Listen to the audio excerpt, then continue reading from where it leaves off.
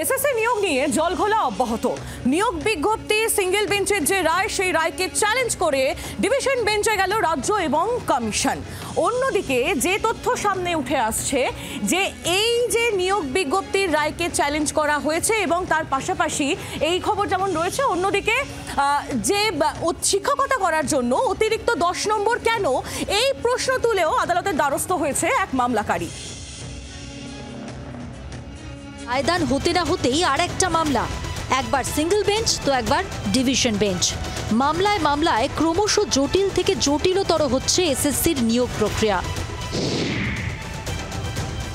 এসএসসির নতুন বিজ্ঞপ্তিতে শিক্ষকতা করার জন্য অতিরিক্ত 10 নম্বর দেওয়ার কথা জানানো হয়েছে। কমিশনের সেই নিয়মে ছাড়পত্র দিয়েছিল কলকাতা হাইকোর্টের সিঙ্গেল বেঞ্চ। তাকেই চ্যালেঞ্জ করে ডিভিশন বেঞ্চে মামলা ঠুকে দিলেন পরীক্ষার্থীদের একাংশ।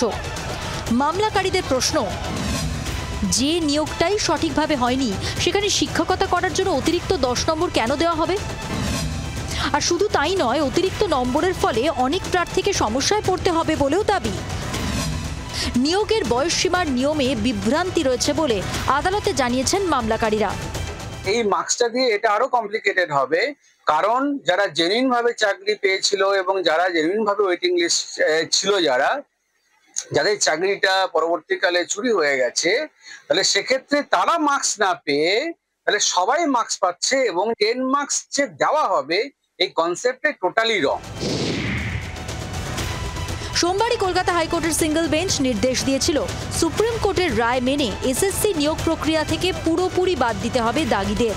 তাদের কেউ ইতিমধ্যে আবেদন করলে তা অবিলম্বে বাতিল করতে হবে।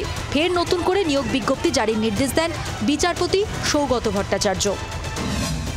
সেই নির্দেশ চ্যালেঞ্জ করে ডিভিশন বেঞ্চে মামলা কমিশন ও রাজ্যের। মামলা দায়েরের অনুমতি দিলেন বিচারপতি সোমেন সেনের ডিভিশন বেঞ্চ। আমাদের বক্তব্য তো কালকে আদালতে সওয়াল জবাব চলাকালীন এবং তারপরে আমাদের আইনজীবী কল্যাণ বন্দ্যোপাধ্যায় খুব স্পষ্ট করে সরকার অবস্থান জানিয়েছে। এখানে আর অতিরিক্ত কিছু যোগ করার আছে বলে আমি মনে করছি। মামলার গেরো কাটিয়ে কবে হবে নিয়োগ, এখন সেটাই কোটি টাকার প্রশ্ন। অর্ণবাংশু নিয়োগের রিপোর্ট, জি 24 ঘন্টা। বাংলার আওয়াজ, বাঙালির আবেগ, জি 24 ঘন্টা।